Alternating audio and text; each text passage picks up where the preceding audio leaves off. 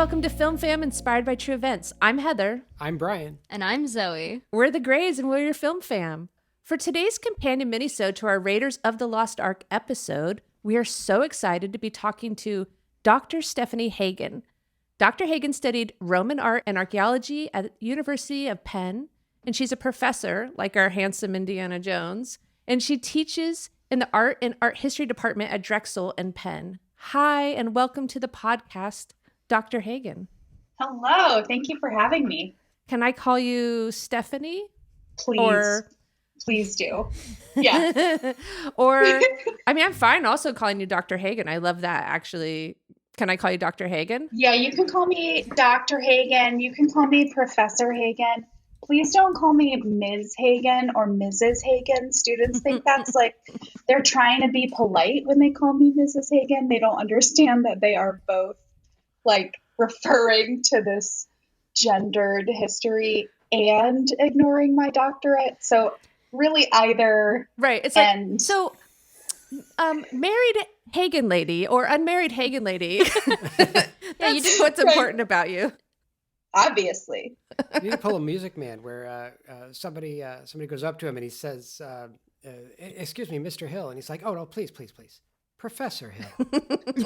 I love that. You didn't spend all those years getting your doctorate to be called Ms., right? I agree. Well, I like calling you Dr. Hagan, actually, but I know you as Stephanie, as also my friend Stephanie.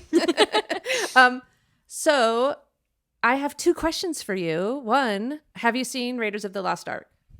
I have, but it's been a really long time. I think in high school, my friend Nicole found out that I hadn't seen it, and she gave me the DVD. So I know I've seen it, but it's been a while. Well, then my other question may land or not.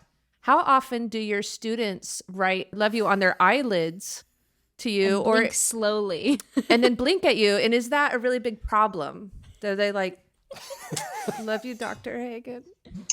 That has never happened to me, but now I have a life goal. Be looking for it. Look now out for it. I know what to put under objective on my CV. We should have prepped for that. You're listening to this with audio only, but when we record, we're face to face. We see the videos, and somebody could have written that on their eyelids right now. Done a little slow wink. We didn't prep it. It would probably have to be Mom is the only appropriate person to do that, since I've never met you. I thought about doing that once in a lecture. Yes. Someone does that. A girl sitting in one of his lectures just writes "love you" on her eyelids and then just blinks at him all slow like. And he is gross. like very kind of alarmed. I think it's supposed to be like, oh, he's a professor, but he's a hot professor. But it actually is like, because he's Harrison Ford. Yes. Archaeologists do have very active sex lives on excavations. That is true to life.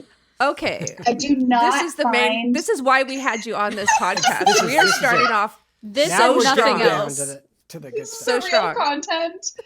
I don't find that transfers to the classroom, though. not literally in the classroom. That's good. Not usually.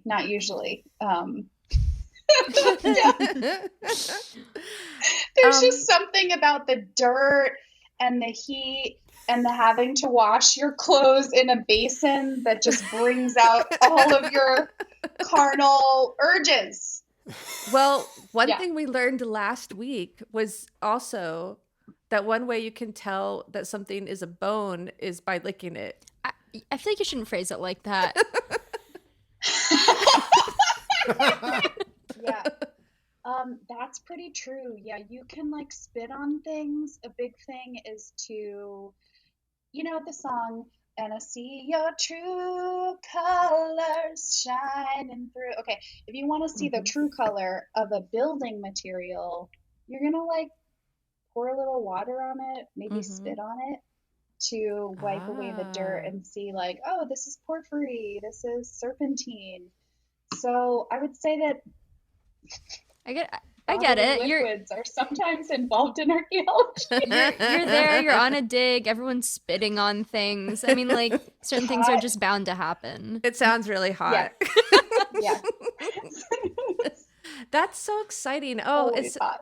so it sounds like this is your true life experience, and so you've been on some digs. I have, yeah. I went on my first dig summer between junior and senior year of college. I went to Cyprus and I excavated in the green zone of Cyprus. So that is this demilitarized area between northern and southern Cyprus, which I had no idea about before I went. But the Turks have like a watchtower and they watch from the north, and the Greeks have a watchtower and they watch from the south. And they kind of make sure that there's no military activity between them. Wow. And there's a UN watchtower. So we were excavating in that green zone. And, a couple days in, like the UN guys would come and say hi and check out our permits. One time there was a fire. Oh, no. Yeah, it was really, it's not funny, but it was okay. So it was all right. And the UN did not show up at that time to help us put the fire out. But the fire department showed up, and the best thing about that day was getting sprayed with their fire hoses because it was so hot all the time.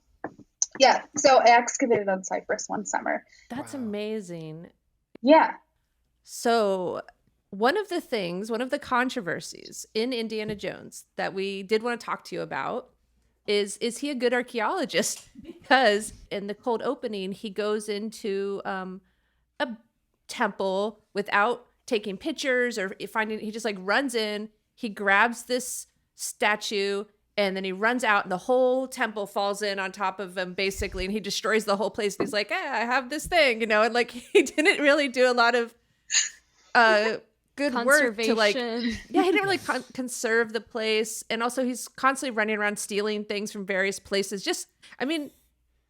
Literally stealing, because he didn't have the right, I don't think. The people who maybe that was their temple, they're called the Hovitos. He wasn't working with them. When he goes to Egypt, he stole it, but he stole it before the Nazis could steal it. So that's kind of good. Yeah. I'm going to go ahead and say that is not sound archaeological research method. Archaeologists do say that archaeology is destruction. And I think that's important to know, because when you excavate something, you are intervening in a way that changes everything about the context, right? You cannot ever put it back exactly the way it was. So I wouldn't do it like Indiana Jones does it. But there is something about archaeology that's like, one and done, man. This is your one shot at that trench or that site. But that's one reason archaeologists will often leave part of a site unexcavated. They kind of know that future scholars might have questions that we don't have, or that we don't know how to answer given current methods. So today, archaeologists try not to do like they don't want to level a site necessarily. And there's a lot more interest in non-invasive archaeological methods, like one of them is GPR, ground penetrating radar.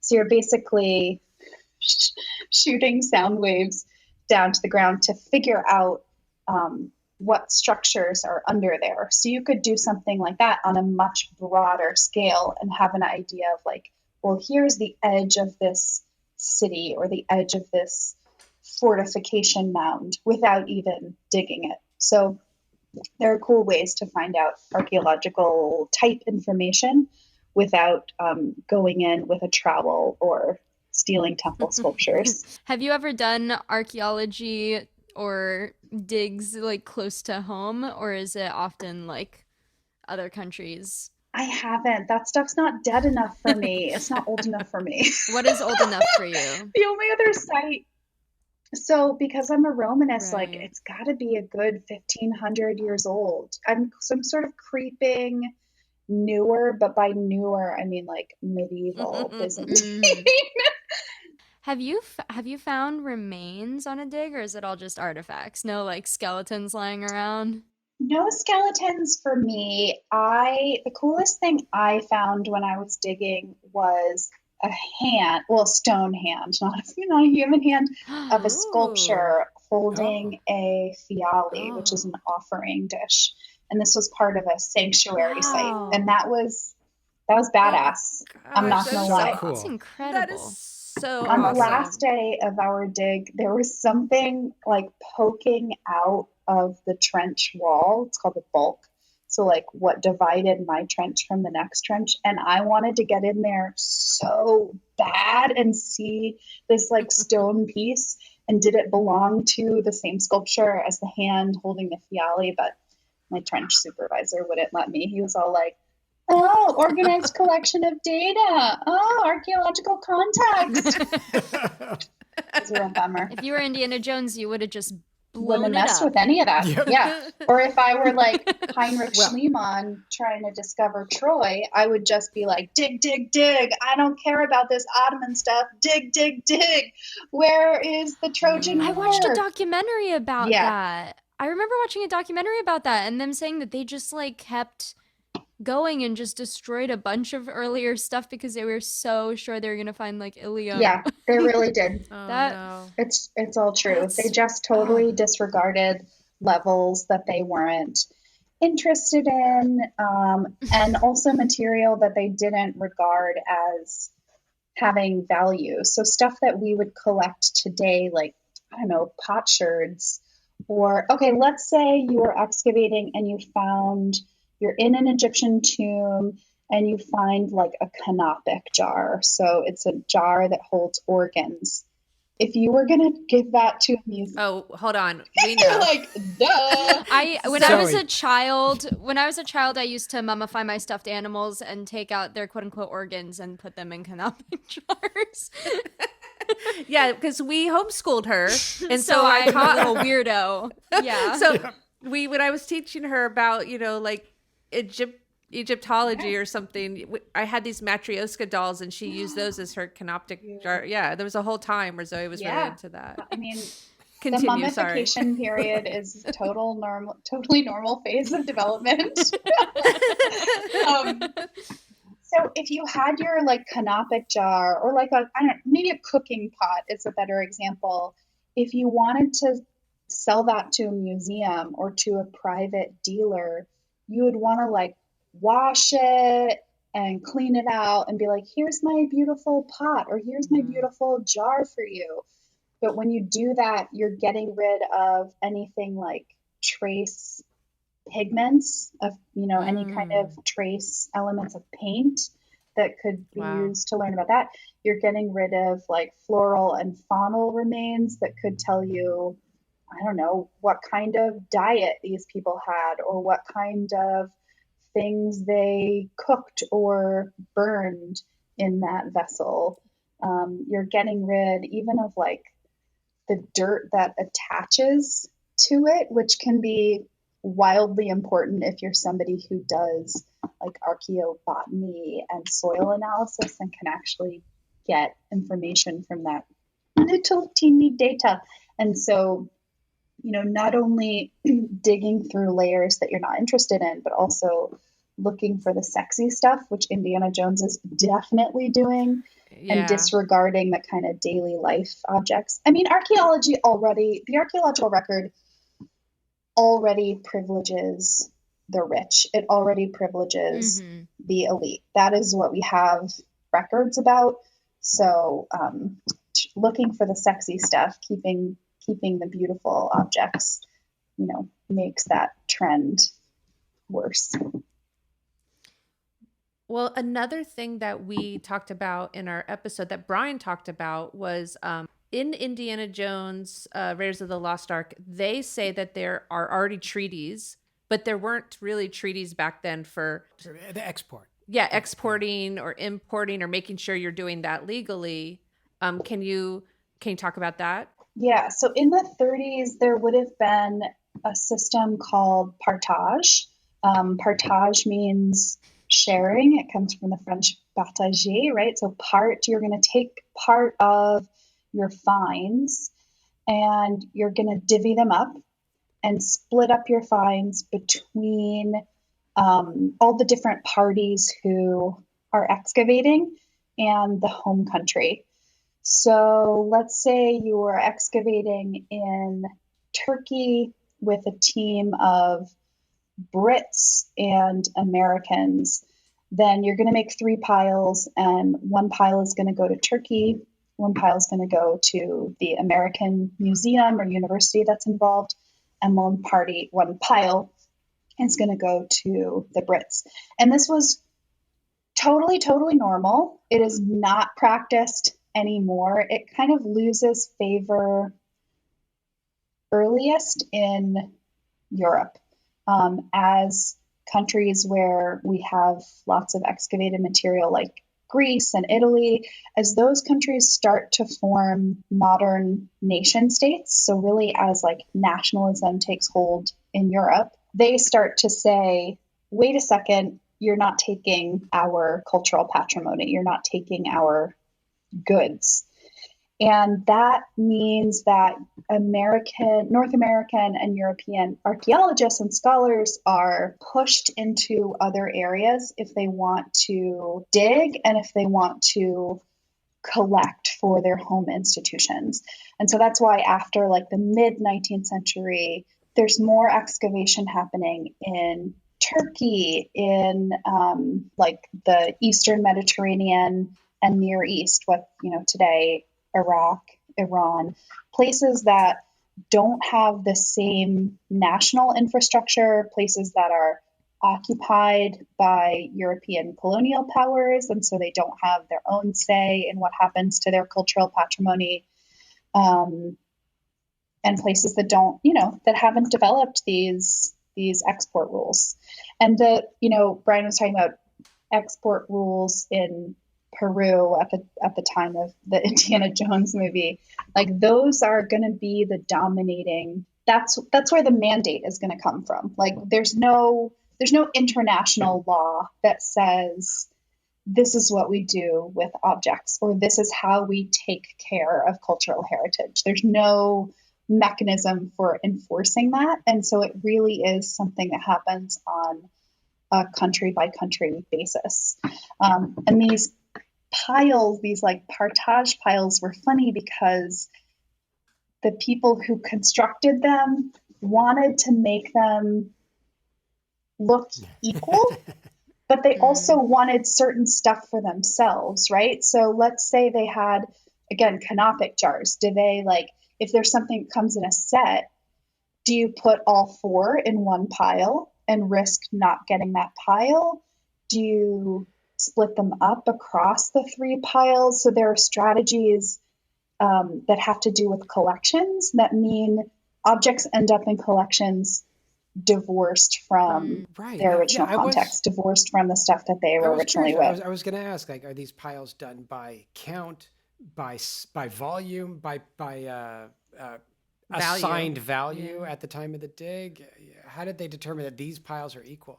Yeah, I don't think they had a very official method. I think it's a little bit like saying to your little brother, like, hey, do you want to share a cookie with me? And then like kind of trying to break it in half, but maybe keeping the bigger half for yourself. It makes and there are actually still disputes about it today. It makes me think of Zoe and her friends. She and her friends used to put all their Halloween candy together. Yes. And then they all like did a whole thing where they'd be like, okay, now I get to choose. Now I get to choose. Which there I would was be like, elaborate wow. trading systems based on our own internal rankings of which candies were the best. So it was like, like three like Snickers could go for a Reese's if someone's really in the mood. But then to other people, it's three Reese's for one Snickers. It's all knowing how to trade and who to trade with. It makes me think of the English divide the fines, and then the French decide which pile they want. That way, the English are incentivized to make it even, or else the French would take the bigger pile. Yes, I think that is exactly right. Yeah. And I have a story that sort of involves intrigue around that when you're ready to talk about Nefertiti. Yes. I sent Heather Oh, some teasers of a Nefertiti bust. yeah. I'm 1,000% ready right now. I love the pictures you sent me. I'm a little bit obsessed with this object. I hope your listeners will look at it. So it is a bust of Nefertiti that's made in the 14th century BCE, so the 1300s. This Egyptian queen, she's actually the wife of Akhenaten. She's the stepmother of King Tut. And we have this bust of hers. It's like 16 inches high. So it's like life size or a little over life size. She has a big crown on her head. So apparently, what happens is in like 1912, 1913, there's a German team of scholars excavating in Egypt, which at the time is occupied by Britain. So we already have like our Ah. complicated thing of like who's in charge, where are we, who's excavating, and none of those overlap. So there's this Mm-hmm. guy Borchardt, and he works in Germany, but he also works for the museum in Cairo. And he's excavating, and he finds this bust of Nefertiti in the studio. And so, as part of creating his piles, his partage heaps, he supposedly puts Nefertiti in one of the heaps. And the guy who comes to make a decision about who's taking what pile is a representative from the Egyptian Department of Antiquities. So they're representing the home country. But he's a French guy, this guy Lefebvre. Like that's who Egypt sends as their representative. Mm. So now we've got like another nation state, another interest, another stakeholder. See. Yeah, and Nefertiti leaves Egypt and goes to Germany. Um, then, about a decade later, when it's first exhibited in Germany, in Berlin, Egypt goes wild seeing the sculpture and says basically, like, hey, we didn't know that was in the pile. We would never have given up that object.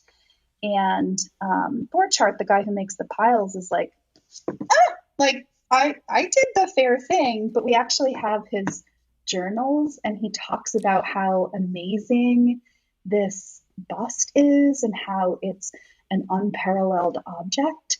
So there's It's kind like, of a can't wait to sense. hide it in my. Exactly, like I'm gonna put it underneath this other cookie so that no one sees I'm really hiding a Reese's underneath like I mean, it really Swedish is. fish. I'm looking at it on Wikipedia, and it's exquisite.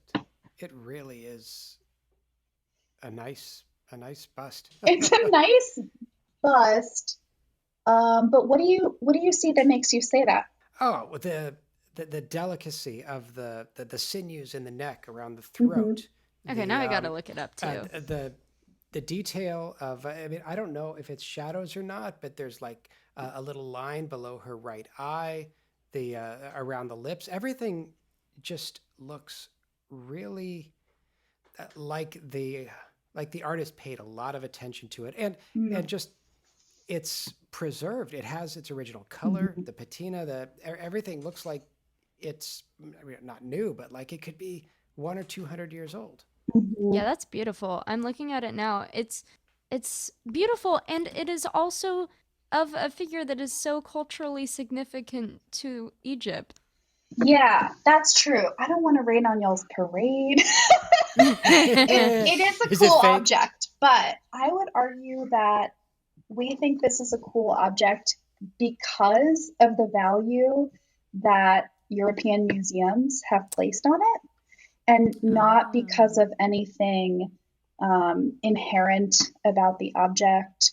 We're talking about a context where so much survives because of the That's true. eschatological beliefs of Egyptians. Like, because they believe you got to take it with you in the afterlife, we just have a lot of good stuff. And because of friendly environmental factors like it not being dry, it's not actually that uncommon for pigment to survive on something like this. Oh, So Okay. it's not, I wouldn't say it's the only chance to know what Nefertiti looks like. We have other like relief sculptures of her. I think that yes, it's a skilled work of artistry, but I actually think that we appreciate it so much because this bust has become an icon of beauty. And Yeah. Hitler actually held it up as a standard of Aryan beauty, which is a Oh, pretty ironic no. thing given that we are talking Yeah. about an Egyptian queen. right. But in Hitler's period and now, this sort of Africanness of Egypt or its un-Africanness um, Mm. is contested by scholars because we want, this is complicated to say, but basically, as a Western culture, we really revere Egypt and all of its accomplishments. And as a Western culture, we uphold white supremacy.